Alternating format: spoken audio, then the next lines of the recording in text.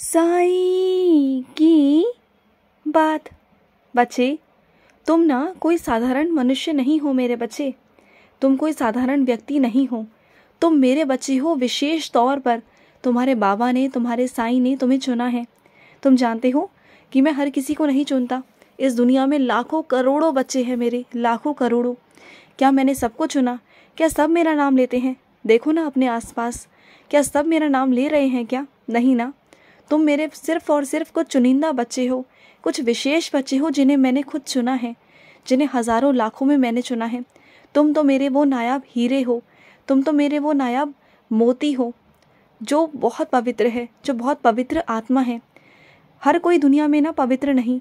तुम एक पवित्र आत्मा हो मेरे बच्चे, जिसके अंदर मैं वास करता हूँ, जिसके अंदर तुम्हारा साईं वास करता है, जिसके अंदर वो परमात्मा वास करता है, जिसके अंदर ममता है, दया है, मान सम्मान, इज्जत, सब कुछ है। तुम्हारे अंदर ये सब कुछ पता है क्यों है?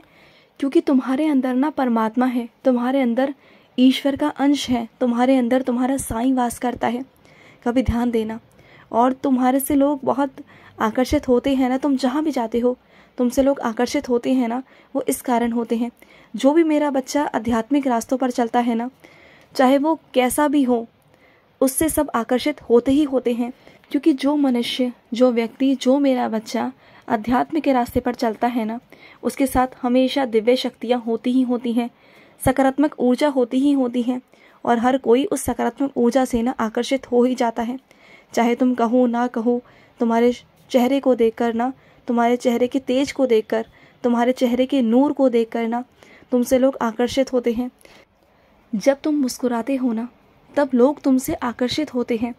जब तुम किसी से बात करते हो ना, तुम्हारे शब्दों का जो भार है, जो तुम्हारे शब्द हैं ना, वो लोगों पर प्रभाव डालते हैं।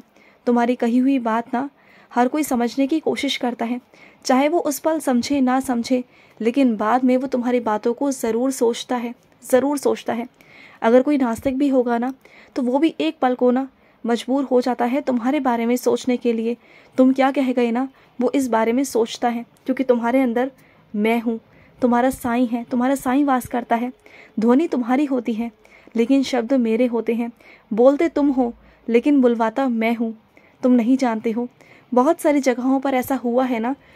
तुम्हें भी कई बार लगा ना कि ये काम तो तुम नहीं कर सकते थे, लेकिन वो तुमने कर दिया। तुम वहाँ बोल नहीं सकते थे, लेकिन तुमने बोल दिया। तो वो सब क्या था?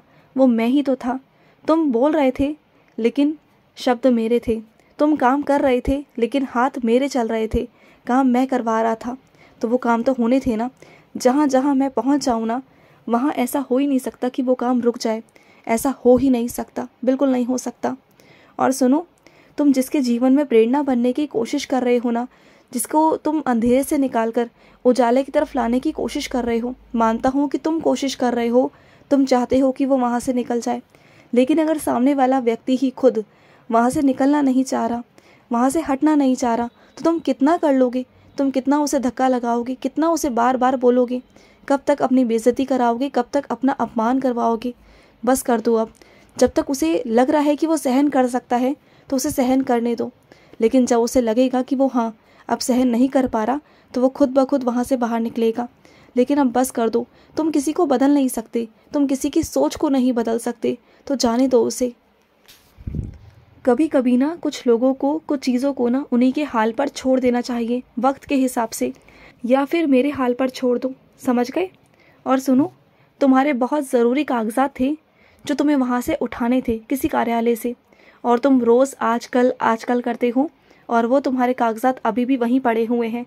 तुम्हारे पास समय ही नहीं है कि जाकर वहाँ से ले लो, वहाँ से उठा लो। कि तुम्हारी बहुत बड़ी गलती है। तुम जितना देरी कर रहे हो ना, वो इधर से उधर हो जाएंगे, फिर तुम्हें नहीं मिलेंगे, फिर तुम चक्कर काटते रहना, फिर तुम्हें नहीं मिल पाएंगे वो।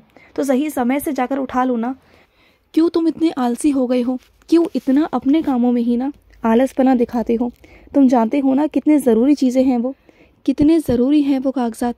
तुम्हें कब समझ में आएगा? कब तुम अपनी जिम्मेदारियों को ढंग से संभालने की कोशिश करोगे? कब अपनी जिम्मेदारियों को निभाओगे? अपनी जिम्मेदारियों को समझो, अपनी जिम्मेदारियों से भागो मत।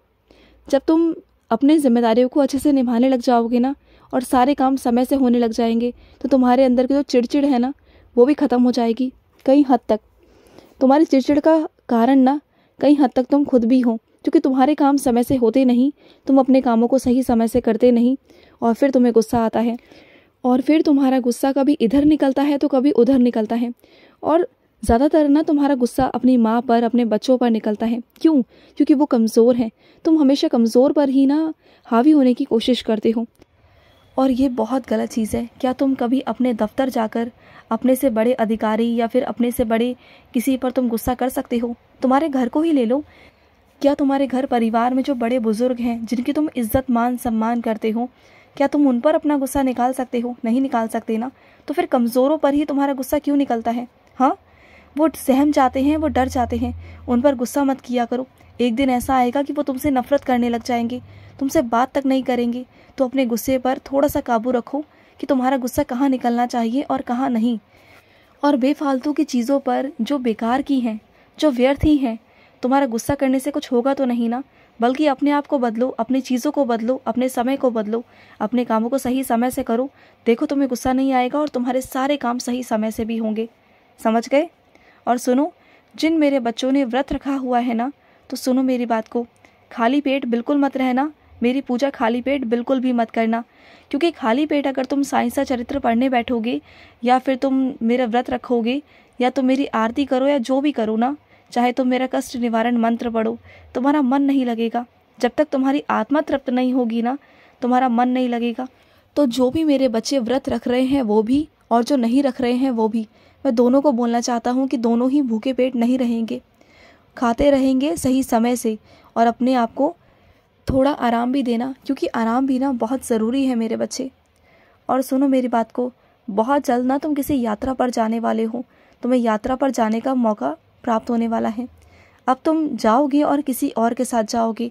इस बार तुम किसी और के साथ जाओगे उस यात्रा पर, और वो यात्रा तुम्हारी बहुत अच्छी, बहुत यादगार होने वाली है, बहुत अच्छी। तुम देखना, जिस यात्रा का तुमने सोचा भी नहीं था ना, वो यात्रा तुम्हारे जीवन में अचानक से होगी। तुम कहीं बहुत दिनों से जाना चाहते थे पर जा नहीं पा रहे थे, पर अब वो समय आ चुका है कि मैं तुम्हें वहाँ भेजूँ, उस यात्रा पर, उस जगह पर भेजूँ। पर अभी से नहीं बताऊँगा, अभी बता दूँगा तो फिर वो चीज़ें ख़त्म हो जाएंगी ना। मैं वो तुम्हारे चेहरे पर खुशी, वो तुम्हारी आंखों की चमक देखना चाहता हूँ। जब अचानक से तुम्हें खबर आएगी ना कि तुम्हें वहाँ जाना है और तैयारी करो, फिर देखना तुम कैसे झूम उठोगे, कैसे पागलों की तरह दीवाने हो जाओगे। तुम मेरे पास भागे भागे आओगे बताने के लिए कि बाबा देखो मैं आ रहा हूँ, मैं आ रहा हूँ वहाँ पर। फिर देखना तुम खुशी से झूम उठोगे। तुम देख लेना मेरे बच्चे। और सुनो, जब तुम्हें पता है कि तुम्हारे निगरानी के बाहर तुम्हारी चीज़ों का संभाल नहीं होती है, तुम्हारी चीज़ें इधर से उधर हो जाती हैं, तुम्हारे पीछे से लोग जांच पड़ताल करते हैं, तो अपने सामानों की रक्षा तुम खुद क्यों नहीं करते? अपने सामान को तुम सही तरीके से सुरक्षित जगह पर क्यों नहीं रखते हो? अपने सामानों की रक्षा तुम्हें स्वयं करनी चाहिए, तुम्हें किसी के भरोसे नहीं छोड़ना चाहिए। देखो, अपने सामान की रक्षा खुद से करो, क्योंकि तुम्हारे सामान पर ना बहुत लोगों की नज़र है, और तुम्हें तुम्हारे सामानों की रक्षा स्वयं से करनी चाहिए। जब तुम तुम्हारे कमरे में नहीं होते ना, इधर से उधर होते हो या फिर घर से बाहर जाते हो ना, तुम्हारे पीठ पीछे तुम्हारे कमरे की जांच पड़ताल होती है, ढूंढा ढांडी की जाती है, बहुत सारी चीज़ें इधर से उधर भी होती हैं। तुम्हें कई बार महसूस भी हुआ कि तुम्हारी कुछ चीज़ें इधर से उधर रखी गई, तुम्हें कई बार शक भी हुआ, लेकिन तुम पकड़ नहीं पाए। लेकिन इस बार चिंता मत करना, मैं तुम्हें रंगे हाथों पकड़वा दूंगा, लेकिन फिर भी कहूँगा कि सावधान रहो। और कुछ चीज़ें ऐसी हैं जो किसी के हाथ नहीं लगनी चाहिए तुम्हारी, वो तुम्हारी बहुत और यादगार चीज़ें हैं तुम्हारी, वो किसी के हाथ नहीं लगनी चाहिए, क्योंकि उससे तुम्हारे भाव जुड़े हैं और वो लोग उसका मजाक बना देंगे। तो मैं चाहता हूँ कि तुम उन चीज़ों को वहाँ से हटा दो। मैं किन चीज़ों के बारे में बात कर रहा हूँ ये तुम बहुत अच्छे से जानते हो, तो उन चीज़ों को वहाँ से हटा दो जो लोगों की नज़रों में नहीं आनी चाहिए। समझो मेरी बात को, और अपनी स्वयं की रक्षा खुद से करो।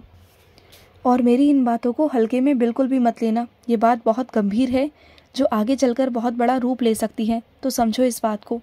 खुश रहो। आज का रात्रि साई संदेश समाप्त हुआ।